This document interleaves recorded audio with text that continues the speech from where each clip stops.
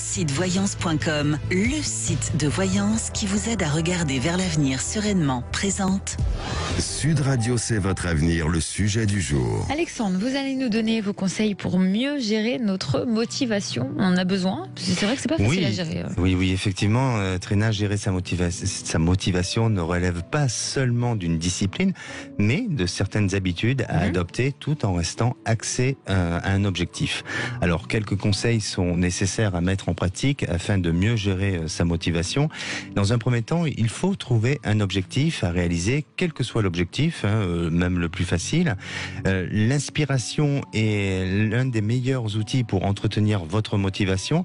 Les sources d'inspiration peuvent être très diverses, comme on peut les retrouver au travers des blogs, des forums, des rencontres, des livres, des magazines ou même des photos. Vous devez aussi écrire votre objectif avec des raisons puissantes et des motifs qui vous poussent vraiment à le faire. Visualisez aussi clairement votre objectif au quotidien pendant 5 à 10 minutes en fermant les yeux et pensez aux moindres détails lorsque vous aurez atteint votre objectif. Que voyez-vous?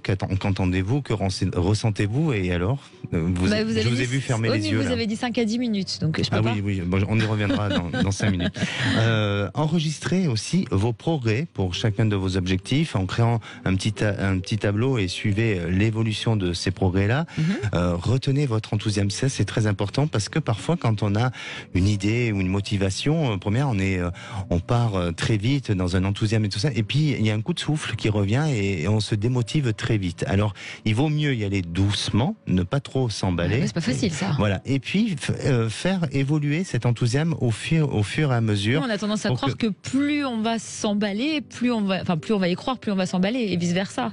Oui, mais c'est comme une course. Motivé pour quelque chose. Comme une course. Si vous courez trop vite dès le départ, vous allez vite vous essouffler. Pour vous. Enfin bon, voilà. Non, mais là, j'ai rien vous avez fait le marathon ce week-end? Non. Ah bon, c'est dommage. Je pensais vous avoir vu. Associer un partenaire à votre réussite. Et ça, vous aimez le faire, je le sais. Bien sûr. Avec des objectifs similaires et faites des points réguliers de manière à vous encourager l'un et l'autre.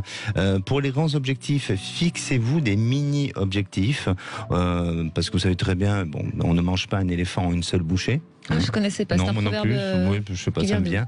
Oui, peut-être de Thaïlande, je sais pas. Ce qui est pas mal du tout. C'est d'en faire aussi une activité plaisante. Alors, c'est une des raisons qui nous fait repousser un objectif parfois. Parce que nous l'associons à quelque chose de difficile. Alors, plus vous allez le rendre plaisant et plus ça va vous donner l'envie de continuer et d'être motivé.